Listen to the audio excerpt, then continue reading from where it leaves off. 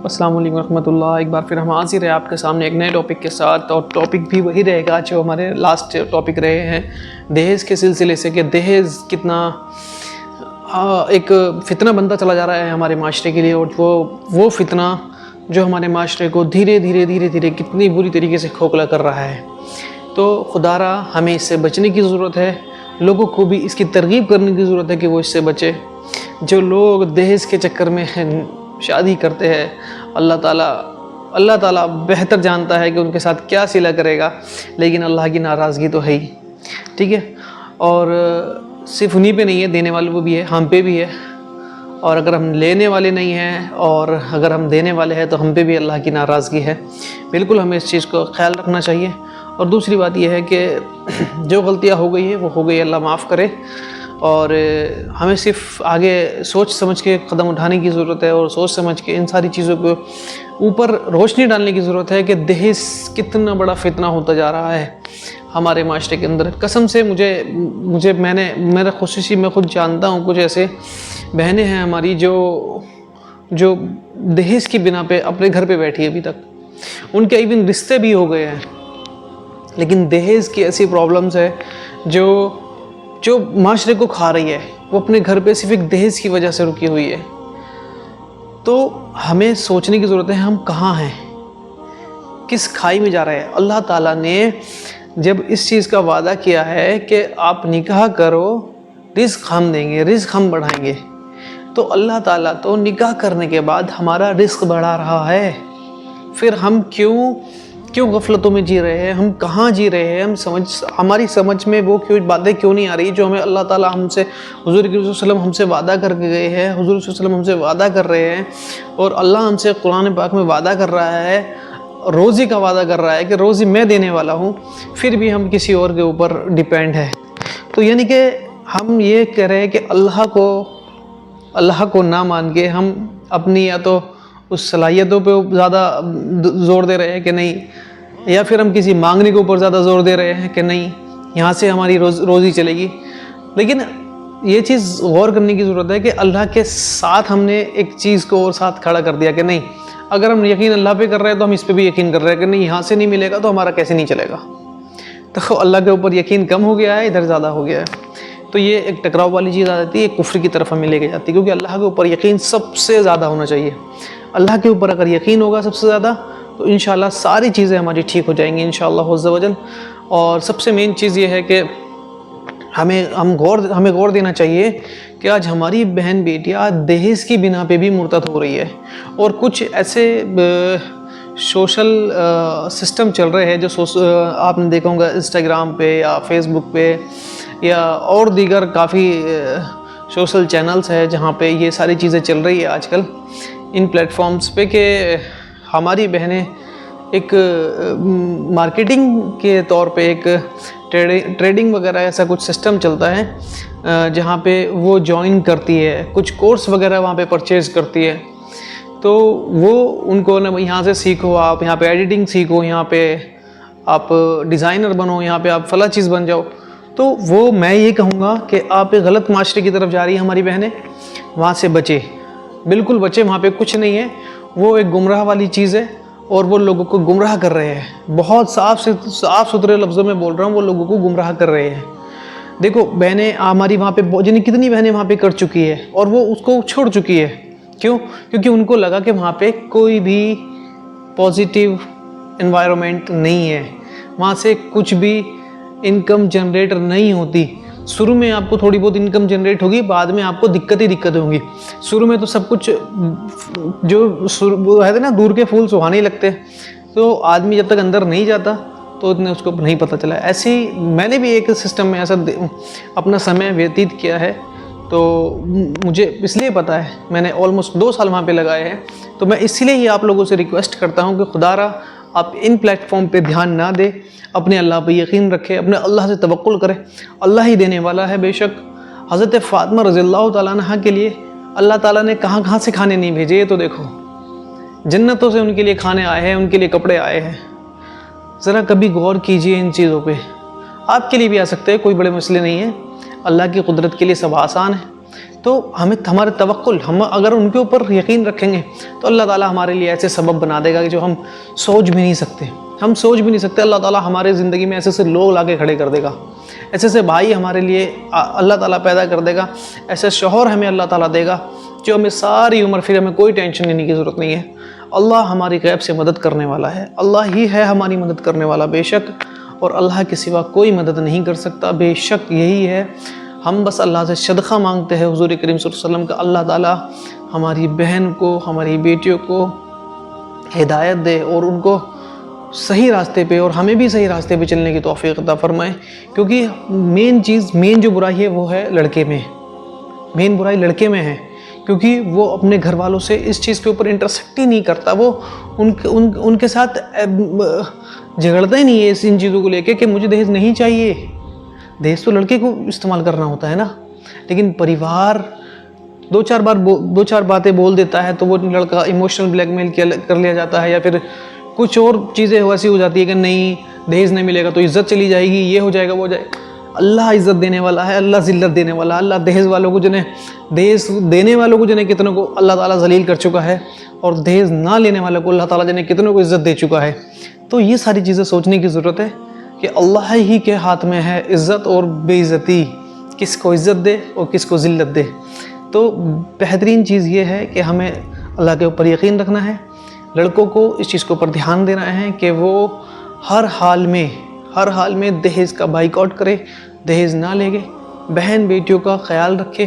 क्योंकि हमारी बहन बेटियों का अगर हम ख्याल नहीं रखेंगे तो फिर दूसरे लोग आके जो उनको मुर्तद करके ले जाएंगे, वो बिना दहेज के शादी करते हैं, उनसे बिना दहेज के शादी करते हैं। ये तो देखिए, वो उनसे कुछ नहीं मंगाते, और एक हम क्या कर रहे हैं, हमें दहेज चाहिए बहुत सारा, जबकि दहेज प्रथा कहाँ से स्टार्ट हुई, गैरों से हमने ली है। हुज़ूर करीम सल्लल्लाहु अलैहि वसल्लम ने तो कोई दहेज नहीं दिया।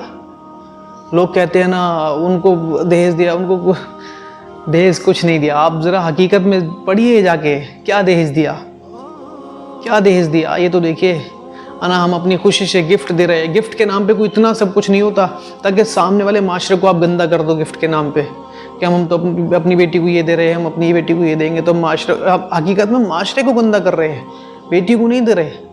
हम दबदबा बना रहे हैं माशरे के ऊपर, नहीं ये है दबदबा हमारा माशरे पे। तो वो सारी चीज़ें गलत है, वैसा ना करे बिल्कुल खुदारा। और अपनी इज़्ज़तों के लिए, क्योंकि इज़्ज़त देने वाला अल्लाह है। आप एक सिंगल सिर्फ 2 लोगों को ले जाके भी करने का करेंगे ना, तो क्योंकि अल्लाह तो जानता है ना, अल्लाह को राज़ी करे, किसी और को ज़रूरत नहीं है राज़ी करने की।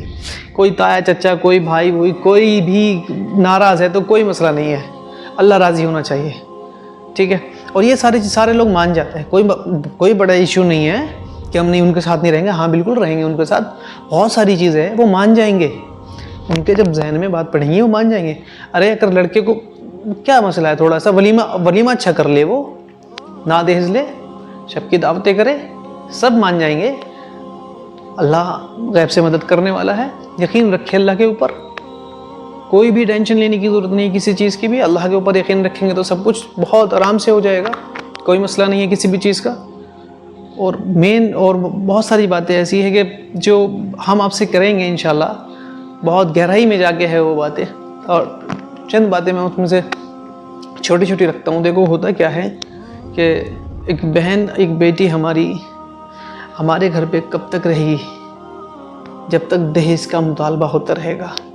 इवन मुझे अच्छे से याद है, और मुझे इस चीज़ का मैं बिल्कुल क्लियर बोल सकता हूँ कि कितनी ऐसी बेटियाँ हैं हमारे यहाँ पे, मैं हकीकत में जानता हूँ उनको, जो सिर्फ एक दहेज ना होने की वजह से उनके निकाह नहीं हो रहे।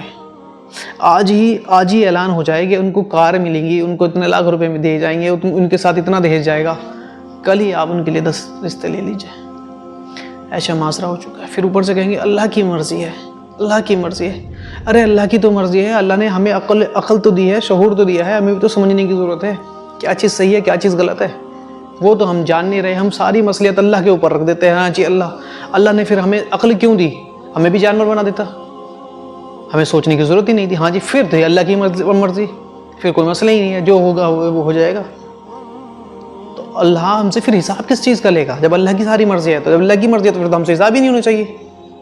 हमारी मर्ज़ी भी तो है ना, अल्लाह के ऊपर यकीन रखना चाहिए, अल्लाह से अच्छे की तवक्को करे, अल्लाह से अच्छे की तवक्को करे, और अल्लाह इंशाल्लाह सब कुछ बेस्ट करने वाला है। वो बहुत बेहतरीन है, बहुत कमाल वाला रब है हमारा। वो हर चीज़ के ऊपर फजीलत रखता है, हर चीज़ को देने वाला है वो। तो हमें सिर्फ यही ध्यान देना है, इसी चीज़ के ऊपर गौर करना है कि हमें दहेज का बाइकआउट करना है, दहेज से हमें बचना है, दहेज से परहेज़ करना है। दहेज अच्छा नहीं है, दहेज एक ज़िल्लत की ज़िंदगी देता है हमें। एक वाक़या है ऐसे ही, एक लड़की का, जैसे नॉर्मल अभी मैंने आपसे बोला कि उसका रिश्ते नहीं आ रहे थे जी। एक लड़की का रिश्ता हुआ, रिश्ता होने के बाद होता क्या है कि जब कुछ दिन गुजर जाते हैं तो उसने दहेज में वहाँ पे गाड़ी वगैरह ली थी, ठीक है।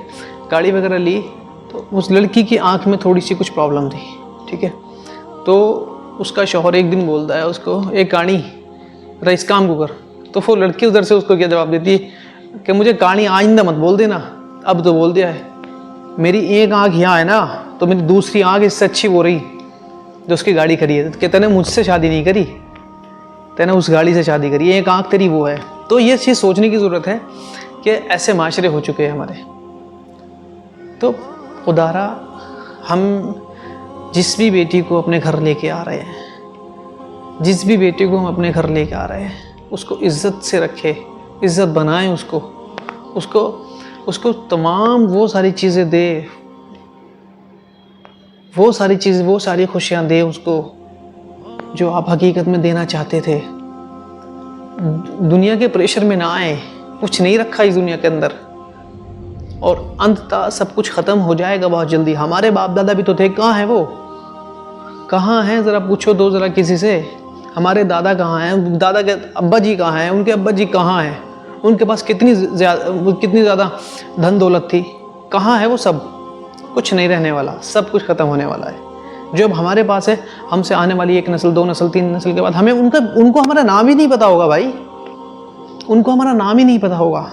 और मैं सबसे मेन चीज़ ये भी बोलूँगा कि हमारी बहनों को भी इल्म हासिल करने की ज़रूरत है और अपने इख्तियार अपने हाथ में लेने की ज़रूरत है। जिस भी लड़के से वो शादी करे तो वो अपने डंके की चोट पे ये कह सके कि मैं शादी करूँगी लेकिन बिना दहेज के, सुन्नती एतबार से हम शादी करेंगे। अगर हमारी सारी बहनें ऐसी हो जाएंगी ना, अल्लाह की कसम यकीन मानना, माशरा अपने आप बदल जाएगा। मेन चीज़ है हमारी बहनें भी तो बदले।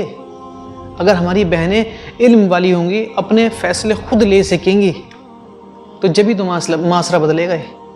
और जब वो उनके फ़ैसले वो खुद ही नहीं ले पाएंगी तो माशरा कैसे बदलेगा? माशरा बदल ही नहीं सकता। तो सबसे अहम है, सबसे मेन चीज़ यही है कि हमारी बहनें खुद स्टैंड ले, खुद इल्म हासिल करे इतना कि अपने फ़ैसले वो खुद ले सके। अल्लाह ताला ने भी तो उनको हुक्म दिया है ना, अल्लाह ताला ने उनको इख्तियार दिया है कि तुम अपने फ़ैसले खुद लो। अच्छे बुरे के फ़ैसले ले सकती है वो हर तरीके के, अगर वो इल्म वाली होंगी तो ज़रूर लेंगी। तो सबसे मेन चीज़ है कि वो अपने फ़ैसले लेने के लिए दूसरे के ऊपर डिपेंड नहीं होंगी, खुद को अपने आप को कभी भी किसी भी हालत में डेवलप कर सकती है वो। अगर हमारी बहनें पढ़ी लिखी होंगी, इस चीज़ को जानेंगी, और दहेज के साथ साथ दहेज ख़त्म करके अपने भाइयों से कहे हमें अपने बिजनेस में पार्टनर बनाएं, हम काम पे नहीं जाएंगे लेकिन हमें दहेज नहीं चाहिए, हमें अपने बिजनेस में पार्टनर बनाएं, बस हमें इतने % का पार्टनरशिप चाहिए हमारी शादी के बाद, बस हम इतने % लेंगे आपसे अपनी शादी के बाद। खुदारा आप इस तरीके से कम बात करें। कल को अगर आपको कुछ होता भी है, कोई अपना फ़ैसला भी लेती है, उसे जुदा होने का भी फ़ैसला लेती है, अल्लाह ना करे, तो फिर कल को आपके पास रहने के लिए आपका खुद का अपना घर होगा, आपका खुद का बिजनेस होगा, आप अपने बिजनेस में खुद स्टैंड कर सकते हो, उसको उस तरीके से चला सकते हो जैसे आप अपनी मर्ज़ी से जैसे चाहो। हमारी वालिदा हज़रत खदीजा रज़ियल्लाहु ताला अन्हा, हम मोमिनों की वालिदा, क्या उन्होंने बिजनेस नहीं किए? उन्होंने कितने अच्छे तरीके से बिजनेस किए। हम तो उनकी तरह कभी सोच भी नहीं सकते बिजनेस करने के तरीके, किस तरीके से उन्होंने बिजनेस किया, कितने बड़े लेवल पे उन्होंने बिजनेस किया, लेकिन कम से कम उनके रास्ते पे थोड़ा बहुत तो चल सकते हैं। तो वो सारी चीज़ें हमें सोचने की ज़रूरत है, उन सारे कामों को करने की ज़रूरत है। जबकि उस टाइम तक तो पर्दे का हुक्म भी नहीं था, उसके बावजूद भी हज़रत खदीजा रज़ियल्लाहु ताला अन्हा हमारी वालिदा पर्दा क्या करती थी, ये देखिए। तो ऐसा नहीं है, हमें सोचने की ज़रूरत है, समझने की ज़रूरत है, उन कामों पे अमल करने की ज़रूरत है। बस हमें सोचने के ऊपर डिपेंड है, बस हमें करना किस तरीके से है। हो जाएगा, अल्लाह ताला खुद अपने आप गैब से मदद कर देगा। अल्लाह हमारा रहमान और रहीम है, वो हर काम को बेशक बहुत ही आराम से हमारे लिए बहुत ही अच्छे से तरतीब करके वो हमारे कामों को बिल्कुल अच्छे से कर देगा। बस हमें यकीन रखना है अपने अल्लाह के ऊपर और हमें हर उस काम को अंजाम देना है जो हमें अल्लाह ने हुक्म दिया है, और हमें वो सारी चीज़ें करनी है जो अल्लाह ने हमें हुक्म दी है। अल्लाह का ही सिर्फ हुक्म रहेगा इंशाअल्लाह। अल्लाह ही के कानून रहेंगे, अल्लाह ही का कानून रहेगा, और अल्लाह ही के कानून के लिए हम ज़िंदगी भर अल्लाह ही के कानून के ऊपर चलने के लिए हमें जुस्तजू करती रहनी चाहिए। और अल्लाह ही के कानून है हमेशा के लिए, और अल्लाह ही के कानून जब तक गालिब नहीं रहेंगे इतने कुछ भी नहीं होगा। अल्लाह ही का कानून है सबसे अव्वल, सबसे आखिर, अल्लाह ही का कानून है बेशक। अस्सलाम वालेकुम रहमतुल्लाह।